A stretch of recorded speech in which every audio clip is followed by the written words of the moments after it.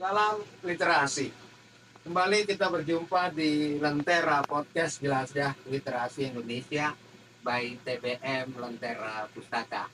Hari ini saya sebagai pendiri TBM Lentera Pustaka ingin memberikan satu informasi ya bahwa taman bacaan itu saya kira patut yang menjadi pilihan bagi orang tua untuk mengajak anak-anaknya atau menyuruh untuk berada di taman bacaan. Kenapa? Bukan hanya membentuk sebuah tradisi baca atau perilaku membaca yang begitu baik, apalagi di tengah era digital seperti sekarang anak-anak lebih hobi main gawai, main gadget ataupun nonton YouTube misalnya, tapi di taman bacaan dia akan selalu dekat dengan buku.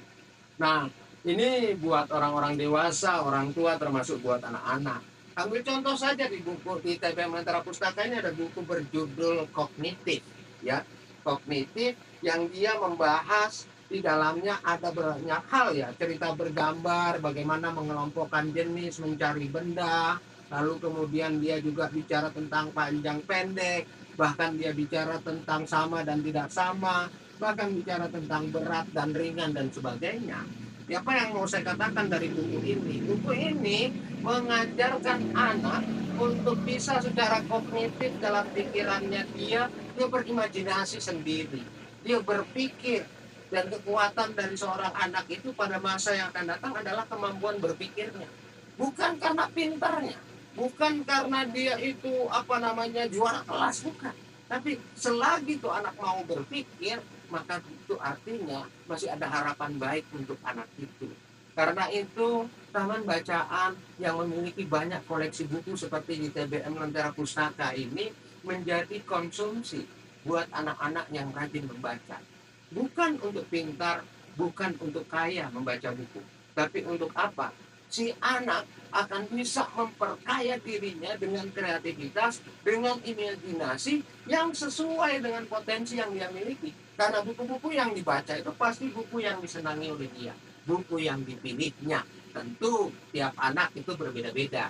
Karena itu saya mengajak para orang tua, ibu-ibu, bapak-bapak, dimanapun berada, ajak anaknya ke taman bacaan. Atau suruh ke taman bacaan. Antar dia ke taman bacaan supaya dia lebih akrab dengan buku. Jangan akrab dengan gadget. Jangan.